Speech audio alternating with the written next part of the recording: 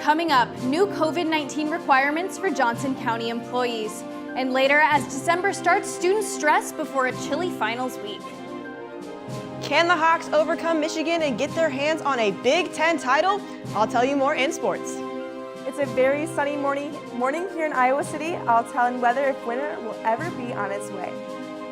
All that and more coming up on this Friday morning edition of DITV News. Don't go anywhere. DITV News starts right now.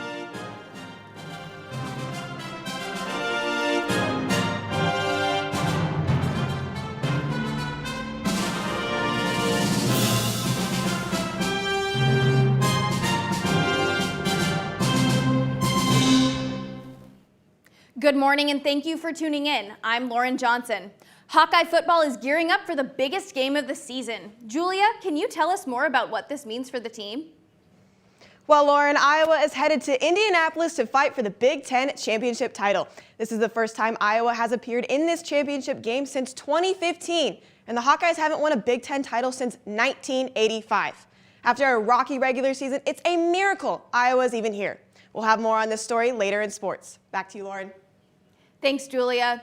Johnson County will now require all their employees to be fully vaccinated by December 13th or get mandatory weekly COVID tests. The testing requirement will begin January 3rd.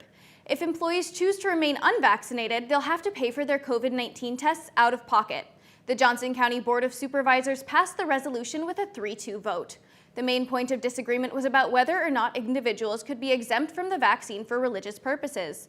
Board members Rod Sullivan and John Green voted to remove this exemption from the final resolution, with Rod Sullivan saying, quote, "There are decisions like that that are going to have to be made by the county now over and over again. Either that or you just accept everybody's quote unquote strongly held belief. And if so, what's the point?" End quote. However, the resolution passed with the religious exemption intact. And on Wednesday, the Daily Iowan hosted a legislative forum with local representatives. The lawmakers discussed topics like state funding, education, and COVID-19 policies. But with the Fiji protests early in the semester over an alleged sexual assault, a big question was how the Iowa City community will handle sexual assault cases in the future. Some speakers thought current improvements like bystander intervention training and adult supervision in fraternity houses show promise in improving this issue. I do this myself at the university. I go through the sexual assault training, including the more recent edition of the bystander training, which I think is very good. So there's a lot more that we can do and we can invest in that. But we have made some progress, and I look forward to continuing that work and continuing that progress. We've been tremendous, representatives, public servants. But university students in Greek life spoke up at the forum with opposing views on how to handle these situations. I think the only thing that would really work is to make an example and to hold all fraternities to the same caliber. You can't let one fraternity get away with something because Niall Kinnick or John Papa John is their alum. The overwhelming sentiment from both sides was that this is still a big problem that needs further work. And this semester brought a return to in-person classes after a full year online. DITV reporter Ashley Wheel found out what the transition back was like for students. I like in-person classes way more. I feel like I actually pay attention and I've learned so much more about just like what's going on in my classes, and it's structured way better. I think definitely like getting out of like your room and everything has been really nice. And the campus is so active right now and the weather's great for December. While many students enjoyed being back in person this semester, others preferred the online format from last year. It's been really difficult, I'm not gonna lie. Just going from like doing Zoom University and then coming back on campus has been like a huge transition, just kind of getting out of our comfort zones again. Finals were also a different experience last year, so I asked students how they feel about their upcoming finals for this semester. Since I'm in person and I'm getting that first-hand knowledge, I feel like I'm more prepared than I was taking it online. Others agreed that they feel more prepared thanks to the in-person resources that are now available to them.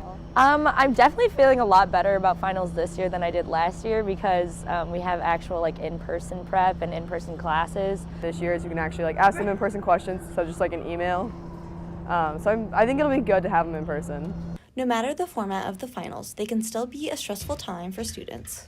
I feel more stressed just because we've been in class and I'm actually looking at my teachers, but my grades are better, so less stress at the same time, I Yeah. guess. From the University of Iowa, Ashley Wheel, DITV. And now here's the weather for this weekend. What's it looking like, Vivian? Well, Lauren, it's a sunny and toasty December day in Iowa City. Today will be a high of 56 with a low of 29, and for Saturday's big game, Iowa City will be partly cloudy with a cool of 45 degrees. Looking ahead next week, we'll have a gloomy start to dead week with a 50% chance of rain on Monday and a high of 51 degrees. Temperatures will fall into the low 20s Monday night and will carry into the rest of the week as the winter weather is beginning to creep up on us Hawkeyes. The rest of the week will see a high in the 30s and the low in the 20s. With the cold weather moving into Iowa City, it will be a perfect week to stay inside and study for finals. Now let's toss it to Julia to see how the Hawkeyes will do in Indianapolis this weekend. Thanks, Vivian. After dropping back-to-back games against Purdue and Wisconsin, not many Hawkeye fans believed that the Hawks could still make their trip to Indy. But here we are, and Michael is in the newsroom. Michael, what is Iowa's biggest threat this Saturday? Well, Iowa's offensive line will definitely have their hands full with Michigan's two edge rushers, Aiden Hutchinson and David Ojabu. Hutchinson really made his impact known against Ohio State and is now even garnering some Heisman attention for his dominant play as of late. And don't be shocked if the Hawkeyes make a quarterback change about midway through the game. While Spencer Petras is listed as the starter going into the game, Coach Ferentz made it known that if the Hawkeye offense is struggling, he will not hesitate to put in Padilla. So, Michael, what will the Hawkeyes have to do to bring home their first Big Ten title in the Ferentz era? Well, the key will be establishing the run game early. If the Hawkeyes can make their presence known on the ground, it will really help take some pressure off of Petras and the rest of the Hawkeye passing attack.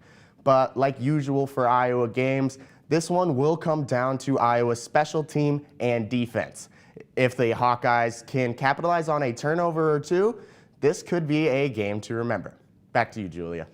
Thanks, Michael. Kickoff begins at 7 p.m. Tune back in to see if Iowa makes history and overcomes their biggest challenge yet. And the Iowa men's basketball team opens their Big Ten conference play tonight against the Purdue Boilermakers. Both teams enter the matchup still unbeaten, and they're looking for their first conference win of the season. Purdue starters and depth off the bench will be the hardest test the Hawkeyes have faced so far this season. They have a quality player at every position and a quality backup at every position. All of them can score. They have multiple three-point shooters. They have a lot of size. They have experience.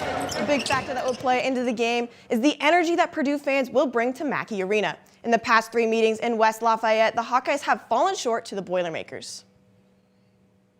Really well coached, really well disciplined. It's going to be a battle. Anytime you go to Mackey Arena, you're going to expect a war. So the Hawkeyes take on the second-ranked Boilermakers tonight at 8 p.m. And the Hawkeye women's basketball team is preparing to face Michigan State in their first Big Ten match of the season. And after dropping their first match against Duke 79-64 last night, this will be a tough match for the Hawks to bounce back from. The Hawkeyes finished 16% of their shots from the three-point range, and sophomore point guard Caitlin Clark led the team in points, rebounds, and assists. Going up against Michigan State, the Hawks will need to get after the basket and finish more wide-open looks if they want to get back on track. Watch head coach Lisa Bluter and the team battle it off with the Spartans at 3 p.m. And tune in next week for a recap of the Big Ten championship game, as well as men and women's basketball. Back to you, Lauren. Thanks, Julia. And thank you for tuning into DITV News. Head over to dailyiowan.com for all your latest news between Monday and Friday. We'll be back Monday for more news and sports updates. For DITV News, I'm Lauren Johnson. Have a wonderful day.